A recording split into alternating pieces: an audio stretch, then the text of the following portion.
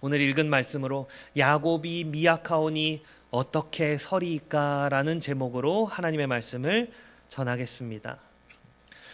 아모스서를 지금까지 쭉 따라오면서 우리가 무엇을 보았습니까? 하나님께서 주변 많은 나라들의 죄를 고발하시다가 마침내 언약 백성 이스라엘을 향해서 훨씬 더 날카로운 말씀을 쏟아내시는 장면을 보았지요. 겉으로는 번영과 안전을 누리는 것 같았지만 그 밑바닥에는 거짓된 예배와 비인간적인 착취가 깔려 있었습니다. 그들은 여호와의 이름을 입으로는 부르지만 형식적이고 위선적인 예배를 드렸고, 가난한 자들의 피와 땀 위에 자기들의 상아 침상과 기름진 고기를 쌓아 올렸지요. 하나님은 이것을 야곱의 교만이라고 부르시면서 내가 그것을 몹시 싫어한다 선언하셨습니다. 이 직전의 장면, 장송곡과 같지요. 한 집에 10명이 남아 있어도 다 죽는다. 남은 자가 없다. 심지어 우리 이제 여호와의 이름을 말하지 말자. 이제는 기도할 때도 지난 것처럼 들립니다. 되돌릴 수 없는 지점에 다다른 것처럼 보이지요. 그런데 오늘 우리가 읽은 이 7장에 들어서면 분위기가 미묘하게 달라집니다. 1절부터 6절에서 이 아모스 선지자가 주님이 주신 환상을 보고 기도하자 성경은 2번이나 이렇게 말씀하죠. 여호와께서 이의 뜻을 돌이키셨다. 그 일이 일어나지 않을 것이다.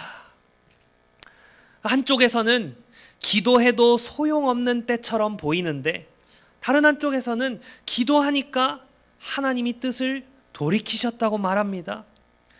변하지 않으시는 하나님과 뜻을 돌이키시는 하나님, 오래 참으시는 하나님과 이제는 참지 않겠다 선언하시는 하나님이 긴장 속에 오늘 본문 가운데 함께 서 있지요. 바로 이 긴장 속으로 오늘 말씀이 우리를 초대합니다. 3가지로 살펴보고자 하는데요. 첫째는 이 하나님이 보여주신 3가지 환상에 대해서 살펴보고자 합니다. 2번째는 그 어리고 약한 이스라엘을 위한 선지자의 중보, 그리고 하나님의 오래 참으심에 대해 살펴보고요. 3번째로는 아모스를 넘어서는 완전한 중보자에 대해 살펴보겠습니다. 이 야곱이 미약하오니 어떻게 서리이까라는 질문 앞에서 우리 교회와 또 우리 각 사람이 어디에 어떻게 서 있어야 하는지 함께 말씀을 듣겠습니다. 먼저 1절을 보십시오. 주 여호와께서 내게 보이신 것이 이러하니라. 4절과 7절에서도 반복되죠.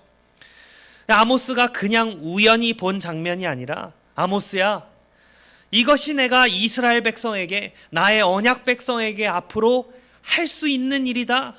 내가 지금 행하고자 하는 일이다. 이러면서 하나님이 계시해 주신 장면입니다. 그 첫 번째 환상이 1절부터 3절에 나오는데요. 그 내용은 풀이 다시 움돋기 시작할 때에 하나님이 메뚜기를 지으셔서 그 땅에 있는 풀을 다 먹어치웠다라는 것이죠. 여기서 중요한 것이 2가지인데요. 첫째는 그때 시기입니다. 왕에게 바칠 몫의 풀을 벤 후 2번째 뿌린 씨가 움돋을 때다라고 했습니다. 이 당시 농경사회에서 첫 번째 수확은요, 언제나 왕에게로 바치는 몫이었습니다. 혹은 조세로 나라에 바치는 몫이었죠. 그 뒤에 늦은 비를 맞고 자라나는 것들이 바로 이 농부들과 그 가족들이 먹고 살아야 할 몫입니다. 그런데 바로 이 2번째 성장, 즉 민중들의 몫을 메뚜기 떼가 덮쳐버리는 거죠. 땅의 풀을 다 먹은지라. 위협하는 수준이 아니라 실제로 다 먹어치우는 상태까지 진행된 그런 심판의 그림입니다. 내가 너희를, 교만한 너희를 이렇게 벌하겠다. 너희가 먹을 몫을 메뚜기가 다 먹어치우게 하겠다. 2번째, 이 일을 행하시는 주체인데요. 누가 메뚜기를 지어내셨습니까? 주 여호와께서. 이 메뚜기 떼는 단순한 자연재해가 아니라 하나님께서 정의의 도구로 일으키신 군대와도 같습니다.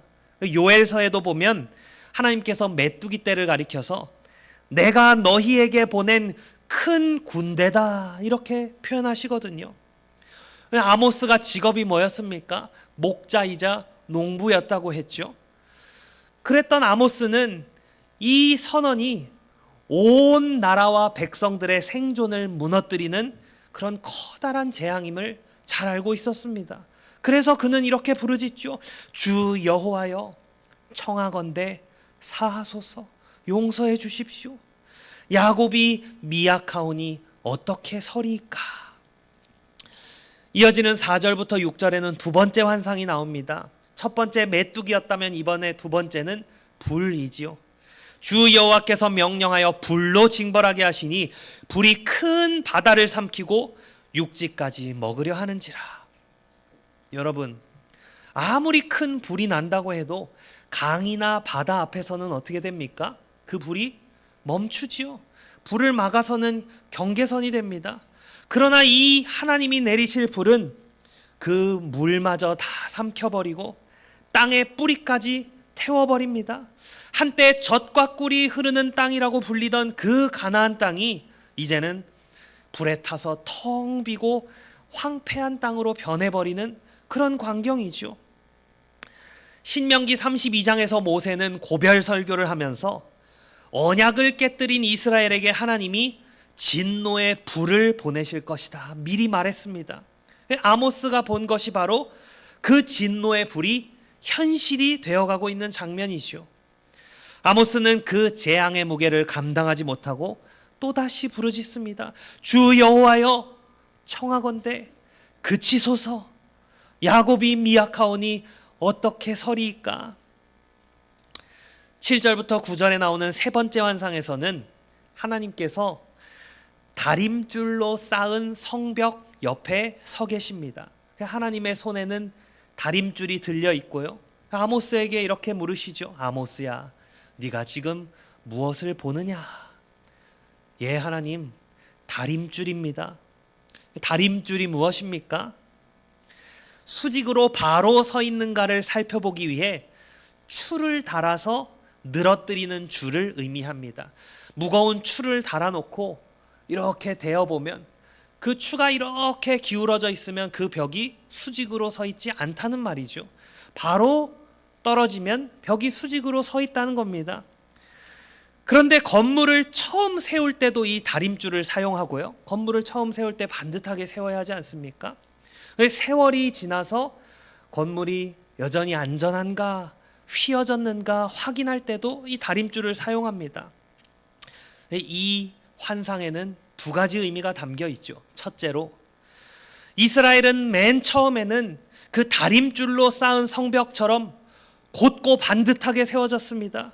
하나님이 언약을 주시고 율법을 주시고 그 기준에 따라서 이스라엘 나라를 세우셨습니다. 그런데 이제 그 성벽 곁에 하나님이 다림줄을 다시 대어 보십니다. 내가 내 백성 이스라엘의 한가운데에 다림줄을 대어 보겠다.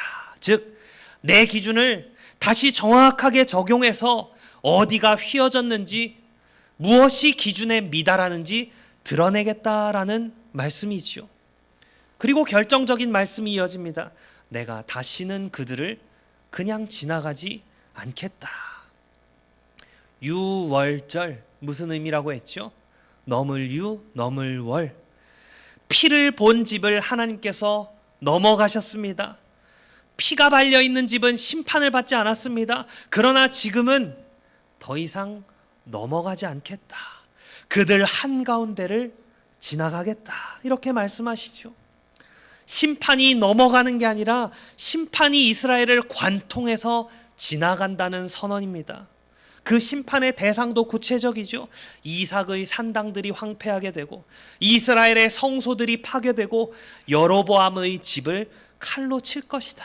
이스라엘이 그토록 자랑하던 종교의 중심, 이스라엘이 그토록 의지하던 정치 권력의 중심이 모두 하나님의 그 정교한 칼날에 정조준되어 있습니다.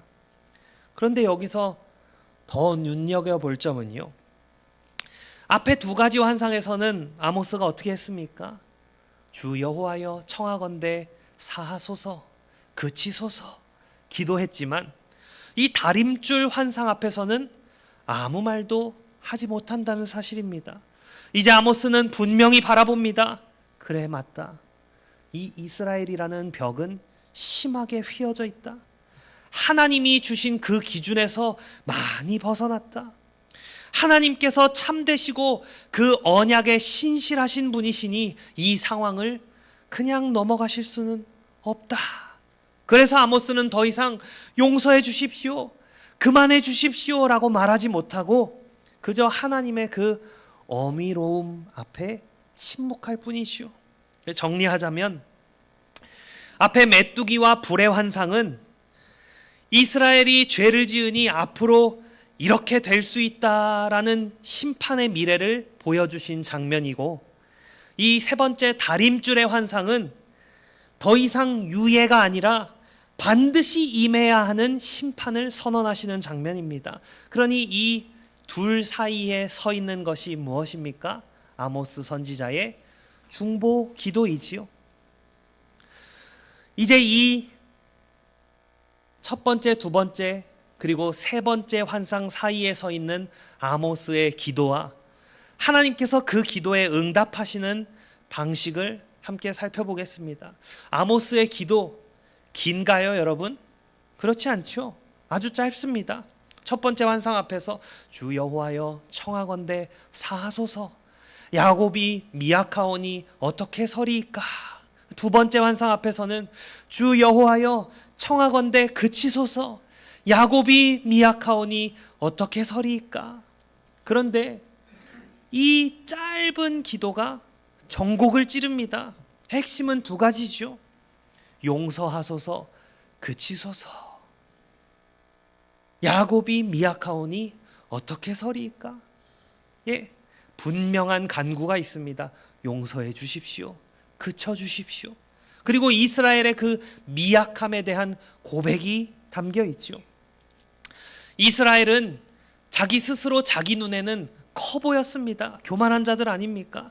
그 단단한 요새와 상아침상, 넓은 포도밭, 풍성한 연회를 자랑했습니다. 그러나 아모스는 하나님 앞에서 이 이스라엘 백성을 뭐라고 부르고 있지요? 미약하다. 하나님, 이들은 어립니다. 너무나 작습니다. 서 있을 수가 없습니다. 아모스는 어떤 사람입니까? 누구보다도 이 이스라엘 백성이 하나님을 거짓되게 예배하고 가난한 자들을 짓밟고 자기중심적으로 살았음을 알고 있는 자가 이 아모스 아닙니까? 그런데도 이렇게 간구합니다. 주님, 이 백성 너무 어리고 약합니다. 하나님의 그 심판이 임하면 한순간도 서 있지 못할 것입니다. 용서해 주십시오. 멈춰 주십시오. 이것이 중보 기도의 심장이지요. 죄를 인정하면서도 그 미약함 때문에 자비를 구하는 것입니다. 하나님이 어떻게 응답하십니까? 3절과 6절 이렇게 말합니다. 여호와께서 이에 대하여 뜻을 돌이키시고 말씀하시되 이 일이 일어나지 아니하리라. 그런데 여러분, 성경 다른 곳에서는 분명히 말합니다. 하나님은 사람이 아니시니 한번 입 밖에 낸 말을 도로 입속에 넣지 않으신다. 변덕을 부리지 않으신다. 직접 말씀하셨습니다. 나 여호와는 변하지 아니하느니라. 그런데 지금 본문은 또 말하지요. 여호와께서 뜻을 돌이키셨다. 그러니 우리가 어떻게 이해해야 하겠습니까? 우리가 분명히 붙들어야 할 것은 이것입니다. 하나님의 본질, 그분의 성품, 그분의 영원한 계획은 변하지 않습니다. 여기서 변하는 것은요, 하나님 자신이나 그분의 작정 그 자체가 아니라 죄인들과의 관계 속에서 하나님의 계획이 이 시간 속에 드러나는 방식입니다. 그 성경이 연약한 우리 인간들의 이해를 돕기 위해서요, 때때로 하나님을 우리 인간의 언어로 묘사할 때가 있죠. 뜻을 돌이키셨다라는 말은 내가 처음에는 영원전에 이렇게 계획해 놓았는데 네가 기도하니까 이제 그 계획을 뒤틀어서 이렇게 하겠다가 아니라, 네가 이렇게 기도할 때 하나님이 이와 같이 응답하신다라는 것을 가르치기 위한 관계적인 표현입니다.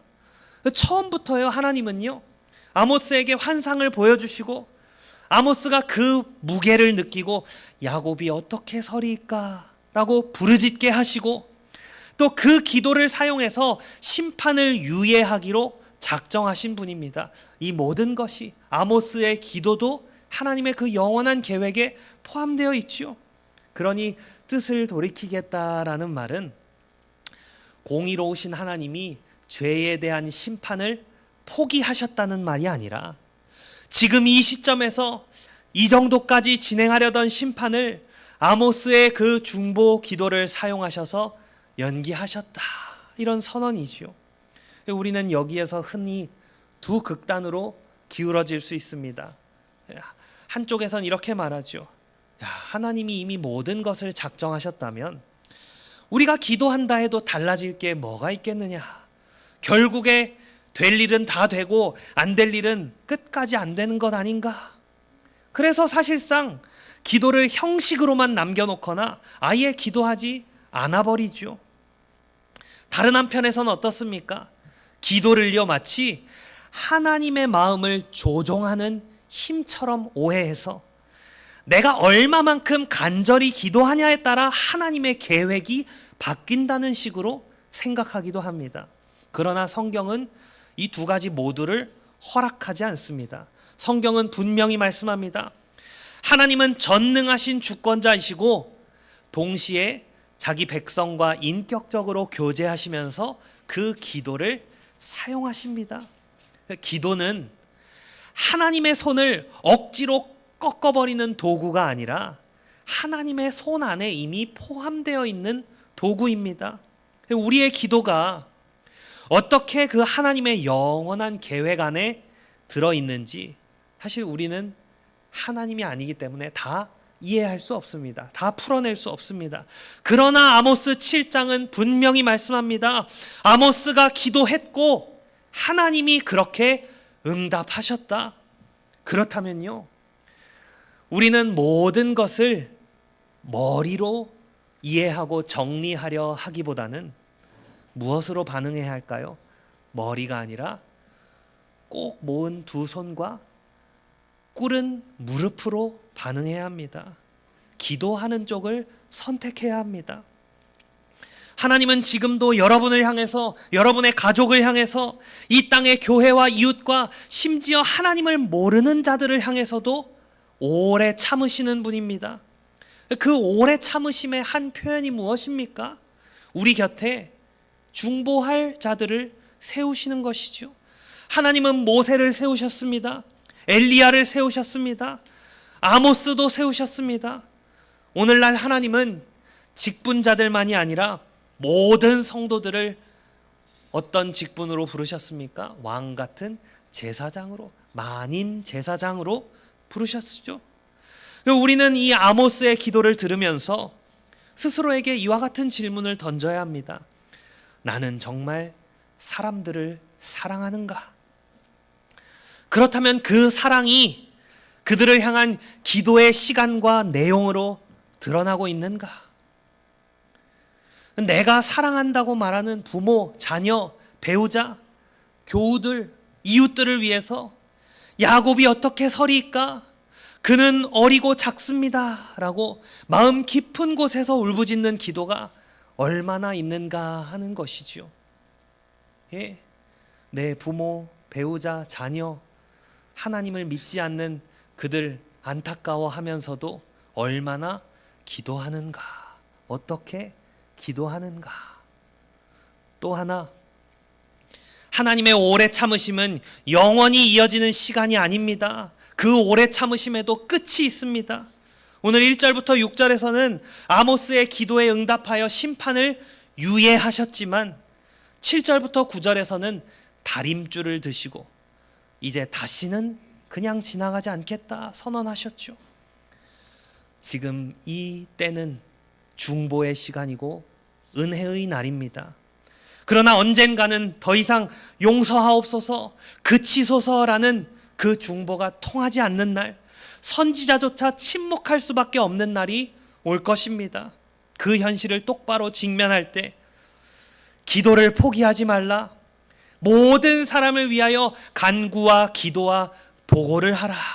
이 바울 사도를 통해 주신 부르심이 우리에게 더욱 절실할 수밖에 없습니다. 이제 마지막으로요, 이 모든 긴장이 어디에서 어떻게 해결되는지를 살펴보겠습니다. 그 답은 오직 누구 안에 있을까요? 예수 그리스도이시죠. 7절부터 9절에서 하나님이 다림줄을 드셨을 때 그 다림줄은 우선적으로 하나님의 말씀과 율법을 상징합니다.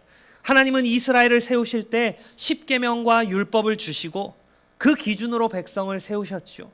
이스라엘은 다림줄로 쌓아 올린 성벽처럼 곧게 서 있어야 했습니다. 그러나 이제 세월이 지나서 다시 다림줄을 대어보니 그 이스라엘의 벽이 어떻게 되어 있습니까?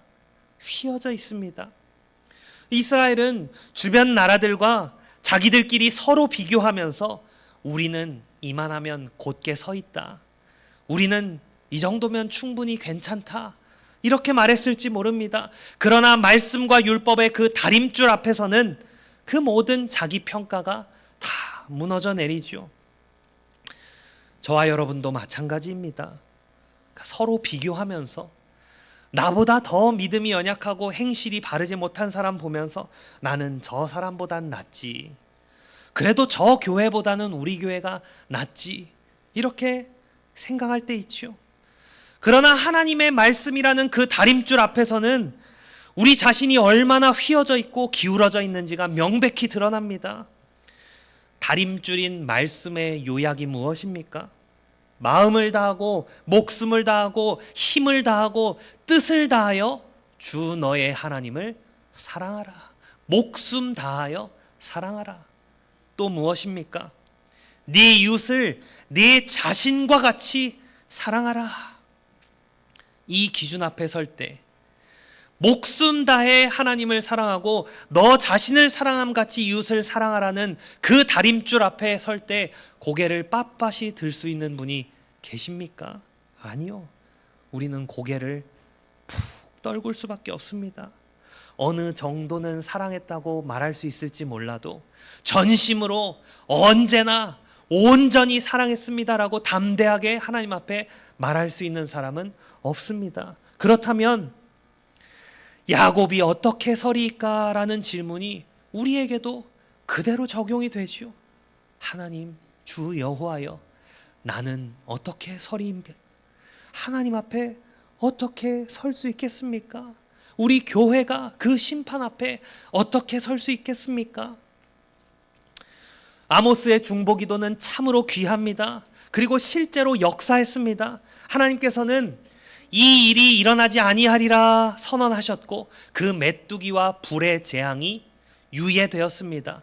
그러나 여러분, 유예는 취소가 아니죠. 그 당대를 넘겼을지라도 결국 북이스라엘은 아수르의 칼에 무너졌습니다. 그 다림줄 아래에서 이 벽은 더 이상 내가 두고 보기 어렵구나, 더 이상 그대로 세워두기가 어렵구나라는 판결을 하나님 앞에 받은 것이죠. 그런데 여러분, 아모스의 기도는 오직 하나님의 자비에 호소하는 기도였기 때문에 그 심판을 잠시 늦추는 것까지는 가능했지만 심판 자체를 제거하지는 못했습니다. 그러나 오늘 우리에게는 아모스가 아니라 다른 중보자가 계시죠. 예수 그리스도는 단지 용서해 주십시오라고 기도하는 수준을 넘어서 자기의 피로 하나님의 공의를 만족시키신 중보자이십니다. 아모스는 어떻게 기도했습니까? 하나님, 야곱이 어립니다. 그가 약합니다. 서지 못합니다. 그러니 자비를 베푸소서, 이렇게 기도했습니다. 하지만 그리스도께서는 아버지여, 저들을 사하여 주옵소서, 그들이 하는 것을 알지 못함이니이다 라고 기도하실 뿐만 아니라 아버지여, 내가 그들의 죄를 이미 짊어졌습니다. 십자가에서 값이 치러지지 않았습니까? 아버지의 공의는 모두 만족되었습니다 라고 분명히 말씀하실 수 있는 분이십니다. 아모스의 중보는 하나님 너무 무겁습니다 하고 심판을 잠시 늦추었지만, 그리스도의 중보는 그 무거운 심판 자체를 자신의 몸 안에 통과시키셨습니다. 메뚜기의 기근도, 바다와 땅을 삼키는 그 불의 공포도, 유월절의 칼도, 다림줄 앞에 정밀한 심판도 모두 그리스도의 십자가 위에 집중적으로 쏟아졌습니다. 그래서 히브리서는 이렇게 말합니다. 그는 항상 살아계셔서 우리를 위하여 간구하심이라. 그리스도의 중보는 단지 우리를 조금 덜 맞게, 조금 더 나중에 두드려 맞게 하시는 것이 아니라 우리를 의롭다 하시고 영원한 생명을 보장하는 중보입니다. 이 아모스 7장의 말씀은 마치 유월절의 정반대처럼 들리죠. 이제 다시는 넘어가지 않겠다. 그들 한가운데를 지나가겠다. 그러나 십자가 위에서 이 말은 다시 한번 뒤집힙니다. 예수 그리스도는 예루살렘으로 입성하실 때 다림줄로 심판을 확정하시는 왕이시면서 동시에 그 심판을 자기 몸으로 받으시는 어린 양으로 들어오셨습니다. 그분이 십자가에서 피를 흘리실 때 다림줄 앞에서 휘어져 있던 우리의 인생은 그 피 아래로 피신할 길을 얻게 되었습니다. 그러니 이제 하나님이 우리를 보실 때 저와 여러분 여전히 휘어 있지요. 그러나 우리는 우리 자신의 그 휘어진 행실로 평가받지 아니하고 다림줄처럼 고드신 예수 그리스도의 그 의로움, 그것을 옷 입은 자로, 그것으로 철저히 덮여 있는 자로 하나님께 평가받습니다. 그래서 하나님은 다시 한번 우리 위를 넘어가 주시는 것이죠. 피를 볼 때 너희를 넘어가리니. 이제 그 피는 문설주에 발린 어린 양의 피가 아니라 십자가에서 흘리신 예수 그리스도의 피입니다. 그러므로 예수님을 믿는 우리는 죄를 지을 때 언젠가 하나님이 한 번만 봐주셨으면 좋겠다, 넘어가 주셨으면 좋겠다라는 그 정도의 희망으로 사는 자들이 아니죠. 심판을 연기시키는 수준의 중보자를 가진 것이 아니라 심판을 완전히 통과해버린 중보자를 가진 자들이 저와 여러분입니다. 그러니 이제 우리의 기도는 재앙이 조금 더 덜 오게 해주십시오, 조금 늦게 오게 해주십시오를 넘어서 이미 승리가 확정된 복음을 붙들고 드리는 기도입니다. 하나님, 이 사람이 어떻게 서리이까? 그는 미약합니다. 그러나 크고 강하신 그리스도 안에서 서게 해주십시오. 그리스도의 의로 옷 입고 서게 해주십시오. 가족을 위해, 교회를 위해, 이웃과 나라를 위해 기도할 때 우리는 아모스처럼 울부짖되 그리스도의 이름과 그분의 피를 근거해서 담대히 기도할 수 있습니다. 이 말씀을 맺겠습니다. 첫째로 개인적인 차원에서 이렇게 물어야 합니다. 나는 어떻게 서리일까? 죄와 싸우다 넘어지고 마음속 교만과 싸우다가 또 실패할 때 나는 안 되는구나, 뭘 해도 나는 미숙하고 어리고 약하다, 이 엄격한 말씀의 기준 앞에서 나는 설 수가 없다, 이렇게 느끼지요. 그렇게 느껴야 마땅합니다. 사실입니다. 우리는요, 처음부터 언제나 작았고 언제나 약했고 언제나 휘어져 있었습니다. 그러나 복음은 이제 이렇게 말합니다. 네가 커서 서는 것이 아니라 네 안에 계신 그리스도가 크시기 때문에 네가 함께 선다. 네가 강해서 서는 것이 아니라 네 안에 계신 그리스도가 강하시기 때문에 선다. 야곱이 어떻게 서리이까? 그는 미약합니다라는 고백은 그러니 절망의 언어가 아니라 그리스도의 크고 강하심을 향해 우리를 밀어넣는 아름다운 고백이지요. 둘째로 교회 공동체 차원에서 이 말씀을 붙들어야 합니다. 오늘날 교회도 얼마든지 이스라엘의 교만을 되풀이할 수 있습니다. 예, 그토록 칭송받던 미국 교회, 한국 교회, 독일 교회, 네덜란드 교회 다 어떻게 되었습니까? 하나님의 하나님 되심을 드러내지 못하고 결국 이렇게 성장한 것이 우리의 노력으로 된 것처럼 교만해졌습니다. 되풀이했지요. 북이스라엘의 이 교만을.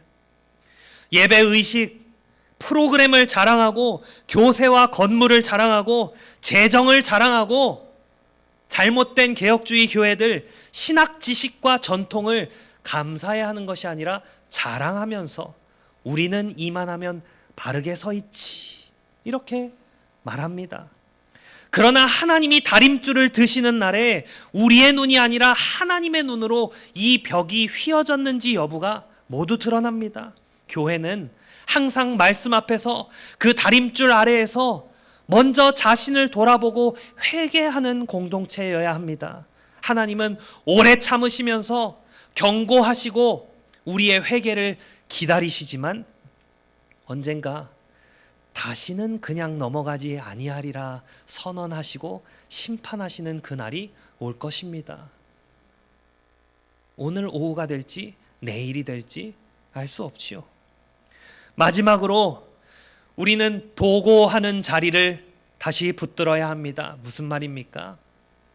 나 자신만이 아니라 남을 위해서 기도하는 그 자리에 계속 머물러 있어야 합니다. 지금은 이 처음 두 환상, 메뚜기와 불의 환상이 보여졌을 때처럼 아직 하나님께서 우리의 그 도고의 기도를 들으시는 때입니다. 아직 은혜의 날이고 구원의 때입니다. 그러므로 가족과 자녀와 이웃들을 향해서, 교우들을 위해서, 하나님을 알지 못하는 자들을 위해, 이 땅의 교회와 다음 세대를 위해 아모스처럼 이렇게 기도해야 합니다. 주 여호와여 용서하시옵소서. 주 여호와여 그쳐 주시옵소서. 야곱이 어떻게 설 수 있겠습니까? 그는 어리고 약합니다. 그리고 이렇게 덧붙여 기도해야겠지요. 그리스도 안에서 서게 하옵소서. 그리스도의 의로 옷 입고 마지막 날에도 하나님 앞에 담대히 서게 하옵소서. 여러분, 미약한 야곱은 혼자 설 수 없습니다. 그러나 크고 강하신 그리스도 안에서 우리는 하나님 앞에 당당히 서게 될 것입니다. 이와 같은 믿음이 우리 각 사람과 가정과 교회 위에 견고하게 세워지기를 간절히 소망합니다. 아멘.